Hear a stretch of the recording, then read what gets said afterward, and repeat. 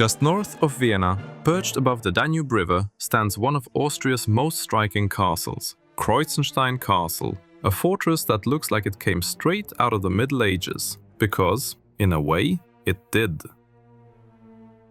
The story begins with a real medieval castle that once occupied this hill. It dated back to at least the 12th century, but tragedy struck during the 30 Years' War in 1645, when Swedish forces blew it apart while retreating. For the next 2 centuries, the ruins slept in silence.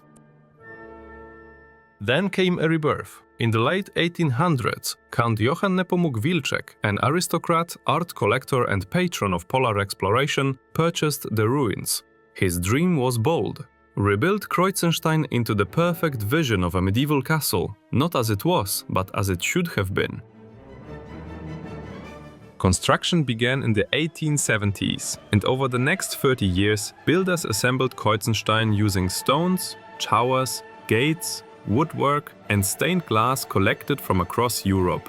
The result wasn't a replica, it was a romantic masterpiece, part restoration, part imagination, and part architectural collage. By 1906, the castle stood complete. Gothic halls, Romanesque courtyards, chapels, gates, armor rooms, and a grand arsenal filled with medieval weapons. Though its foundation is medieval, Kreuzenstein is truly a 19th century creation inspired by the past, built to evoke the age of knights and crusaders.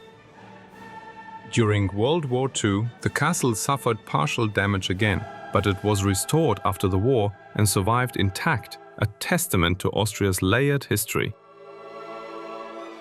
Today, Kreuzenstein Castle is a film favorite, appearing in movies like The Three Musketeers and Season of the Witch. Visitors explore its halls, falconry shows, and panoramic views over the Danube, surrounded by a fantasy made real in stone.